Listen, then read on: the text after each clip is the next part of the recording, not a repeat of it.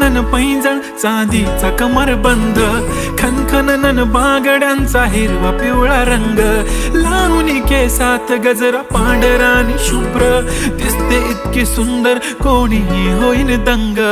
काळी बिंदी काळी कुर्ती घालून आली ती, बोलली अहो भेटाना नदीच्या काठीशी.